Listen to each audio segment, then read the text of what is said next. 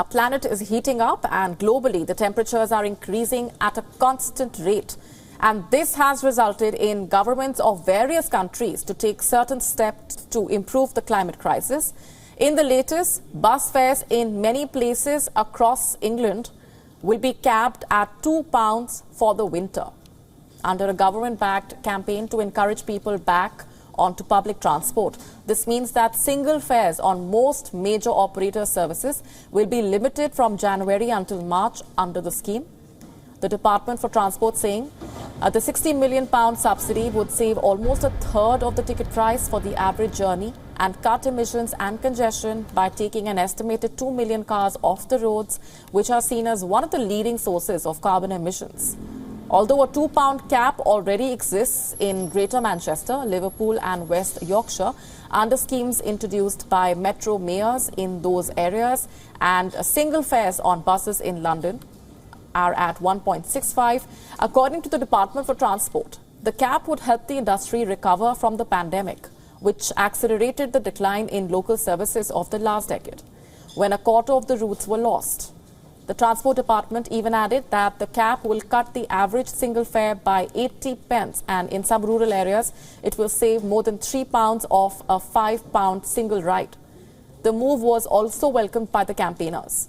According to Campaign for Better Transport, capping bus fares will help struggling households cut traffic congestion and carbon emissions and inject new life into dwindling bus services. They believe that it's a win-win situation, although they want the plan to be extended for a longer duration and not just for 3 months, as it falls short of radical moves across Europe to slash bus fares and reinvigorate public transport use after the pandemic.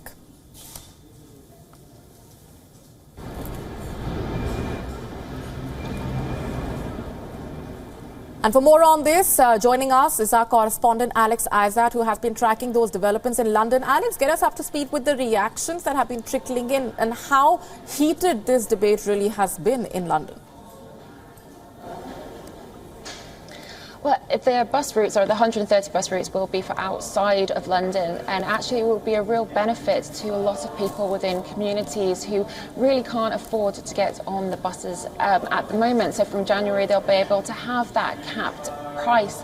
But it does seem that a lot of people, especially outside of London within the regions, are still using their cars because they're seeing it as a cheaper alternative and an easier alternative because it gets them from A to B, whereas the bus routes have been reduced a lot during COVID, and they still haven't quite come up to the level that they were previously. So this is a first step to about getting people back onto the buses, making it cheaper for a lot of people within the regions. And a lot of people are really happy with that. They want to use the bus service, but they want it to be a bit more accessible so that they don't have to use their cars or try and find alternative ways to get to hospitals, to get to appointments.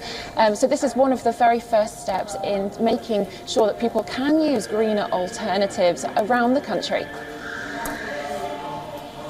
Right. Let's just also talk about the UK's posturing when it comes to fighting climate change and how it has been questioned time and again over its commitment and the kind of pledges that it makes and the gaps when it comes to their implementation.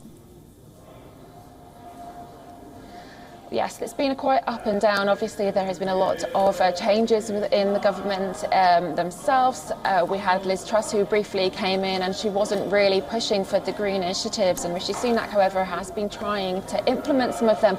But then again, we've seen the push for the nuclear plant and also the coal power plant reopening as well. So it does seem that they are at odds with what their climate plans exactly are. There is a real issue within the UK that there hasn't been this huge push for renewables that was promised, and it seems like the money isn't really quite there to even push that forward within the next couple of years. But campaigners and a lot of people within the government as well want to try and push for the renewable energy to be at the real forefront of what the UK does offer for not just the country but also the world, and they do need to speed that up a bit, and Labour, the opposition party, have been trying to push the Conservatives to be a bit more focused on making sure that they are the forefront of climate, because they believe they'll be coming in the next couple of years, and they want to try and make some of those changes happen so that we can reach net zero by 2035 at least.